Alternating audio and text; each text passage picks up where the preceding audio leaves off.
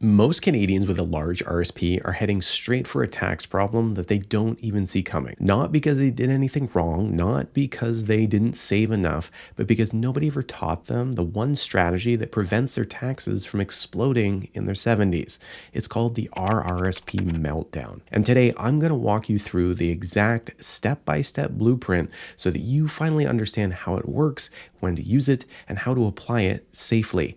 And if you want to check your own numbers while you follow along, you can use the RRSP risk tool that I built in the link below. Most retirees learn about the RRSP meltdown too late, and they learn it, unfortunately, the hard way. So let me tell you a quick story. And if you've been saving your whole life, this might feel uncomfortably familiar. Now, a couple came into my office a few years ago. I'll call them Dave and Mary Ann. They did everything right. They saved in their RRSP every single year. They maxed it out when they could. They deferred withdrawals because that's what the bank told them to do. And their advisor kept saying, just let it grow. And on paper, they were doing amazing. But when they turned 72, everything suddenly flipped. Their CPP, OAS, and a small pension was already coming in, but now their RRSP had to be converted into a RRIF. Now, this was mandatory. Those mandatory withdrawals that were now far bigger than they expected. And their income jumped almost overnight. Their taxes also jumped with it, and they started losing their OAS. They weren't angry at the government. They weren't angry at their savings. They were angry because nobody warned them that this would happen. This is why the meltdown matters now in your 50s and 60s, not in your 70s when the system has already taken control. Because once you hit 72, you're not choosing your withdrawals anymore. CRA is. And that's the core problem that the RRSP meltdown helps solve.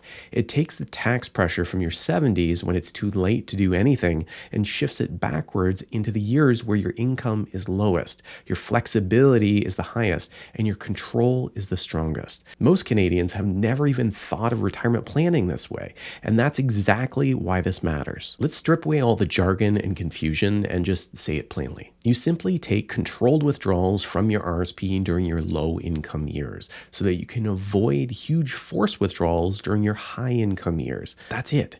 It's not about draining all your RRSP. It's not about paying more tax today. It's not about beating the system. It's about timing and not taking. It's about choosing when your RRSP becomes taxable income instead of letting the government choose for you. And if you've watched my previous videos and now understand what happens when you don't choose, your RRSP quietly grows too large, your mandatory RRIF withdrawals just get too big, your tax bracket jumps, your OAS can disappear, and you can potentially pay more tax in your 70s than you did during your working years. Now, this is predictable, it's preventable, and it is exactly why the RRSP meltdown exists. Now let's get into it and build the full blueprint. Step 1, it's about mapping your retirement income years. Now, most people think that their retirement income will be smooth and predictable, but the truth is retirement happens in layers. So here's a story I hear almost every week. A couple retires at 60, they live off their savings and TFSAs for a few years, and things feel light. It's low income, low tax, low stress, and then 65 hits. CPP and OAS show up, maybe even a small pension or an annuity. Okay, that's fine, they think. And then at 72 hits, well, those RRIF withdrawals start to begin. Now they're overwhelmed. And this is why step 1 of the meltdown is just so important. You need to see your retirement the same way CRA does, 1 year at a time. So what do? First, pull out a piece of paper and draw a horizontal line and indicate the next 10 to 15 years and identify which years you're still going to be working, which year your pension's going to begin, when you plan to start taking CPP and OAS, when your RRIF withdrawals are planned to begin, and which years you will have dividend or rental income. Here's what always jumps out when people do this. The year immediately after retiring up to the age of 69 are often the lowest income years of your entire life. You've got no job, maybe CPP and OAS may have not have started yet, and if you expect a pension, maybe this doesn't start right away. away. On top of this, maybe you haven't turned on your RRIF yet. Now, I call these years your meltdown highway because this is where your tax bracket is wide open. Now, a little bit of RRSP income can fit beautifully into this window. It barely moves your tax needle and it prevents the tax explosion later on. Every strong RRSP meltdown starts with seeing these years with clarity. Now that you've mapped out your timeline, the question now becomes, which years should I actually use the meltdown? Well, another client of mine, she retired at 62. She thought her lowest tax years would be in her 70s after her mortgage was all gone and her costs of living began to drop. But when we mapped her income, the opposite was true. Her 60s were incredibly quiet for income. Her 70s were incredibly loud.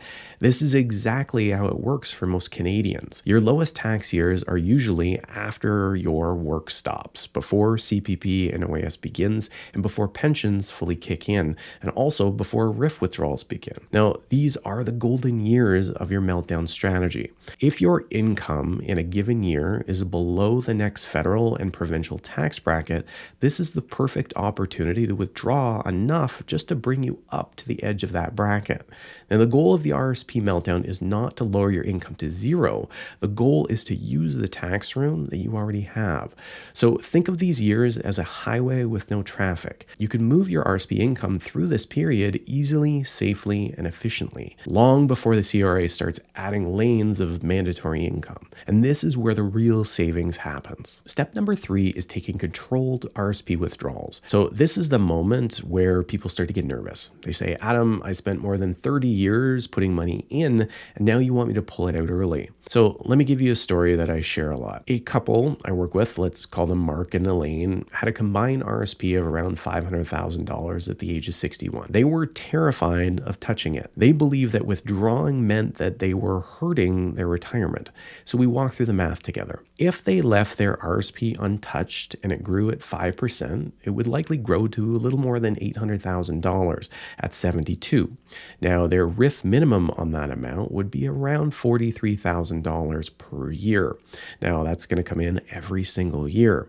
So if we stack that on top of their CPP, OAS, and 2 small pensions, well, they're going to get pushed into a higher tax bracket automatically. Now, there was no way around it. So when we ran the numbers from the meltdown scenario side, if they withdrew around $20,000 per year during their low income years, their RRSP stayed manageable. Their future RRIF withdrawals were smaller and their taxes stayed lower. And the retirement became more flexible. And in the end, Mark said something that I'll never forget.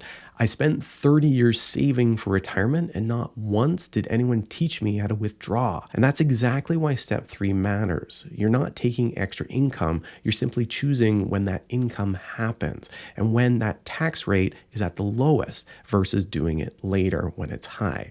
So it's about controlled withdrawals, being able to create those controlled taxes as well. Now, there's nothing aggressive or risky about this. It's simply the opposite of doing nothing. Also, I'm not telling you that you have to spend all this money either. If you don't want to use it, just reinvest it back into your TFSA or your non-registered account and allow it to continue to grow, but in a more tax-efficient account structure. Step 4, keep your RRSP at a stable size. Now, most people assume that the meltdown is about shrinking the RRSP as much as possible, but that's not actually the goal. The real goal is stability. So imagine someone at 63 with $400,000 in an RRSP. If they do nothing, that account might grow to $500,000 or $600,000 by the time their RRIF withdrawals start to begin. Now, this is where the trouble begins. If they pull out $15,000 to $20,000 per year while the markets grow, the account might actually stay roughly the same size. Now, this is the perfect meltdown outcome. Your goal is not to make the RRSP disappear. The goal is to prevent it from becoming too large for your future tax bracket to support. A stable RRSP is a healthy RRSP, is a pressure-controlled system. And this is the part that most Canadians find surprisingly comforting. You don't need to drain anything. You just need to keep it from inflating beyond what your tax bracket in your 70s can actually handle. Step 5 is about reviewing and adjusting each year, because a meltdown is not a one-time move. It is a yearly decision. Every year, your income changes. Every year, your RRSP balance changes. Every year, your tax bracket shifts. Every year, life changes. So every year, you adjust. So here's a simple story to try and illustrate this. One of my clients, we'll call him Robert, he built a perfect RSP meltdown plan at 60. At 62, well, inflation changed his spending. 63, he picked up a part-time consulting job. At 64, his wife's pension started earlier than expected. Each year, the numbers change, but the meltdown remained effective because we adjusted it annually. Retirement is not static. Your tax plan shouldn't be either. And the people who review annually pay far less tax over their lifetime than those who set it and forget it. Now, does everyone need a meltdown strategy? No. And that's important because if you're someone that has no pension, a small RSP, low spending needs, or significant RSP or TFSA income, you may not need a full meltdown. So here's the key. If you're between 54 and 65 and you have an RSP with a few $100,000 in it, you almost certainly need some version of a meltdown. And this is why I created the RSP risk tool, because without a visual, most people don't realize that they're heading straight into bracket creep. What does the meltdown actually give you? Well, a meltdown gives you lower lifetime tax, smaller RRIF withdrawals later, less chance of losing OAS, a smoother income path, more control over your retirement funding, more spending money in your healthiest years, far fewer surprises in your 70s, and most importantly, it gives you clarity. When people finally see their plan, they almost always say the same thing. I finally understand my retirement. And that's the power of this strategy. If this video helped you understand the RSP meltdown and how it can help protect your taxes later in life, here's your next step. First, use the RSP risk tool below. It'll show you instantly whether your RSP is heading towards tax bracket problems and whether a meltdown is needed. And if you want help building a personalized tax smart retirement income blueprint, the kind of plan that aligns your CPP, OAS, pension, RSPs, RRIFs, and tax strategy all together, I'm opening up a handful of fit meeting spots in January. So use the link below to book your fit meeting and we'll walk you through the numbers together. And if you haven't watched my previous videos yet, please feel free to watch these ones next. They connect everything together perfectly. Thanks so much for watching, everyone. We'll see you in the next video.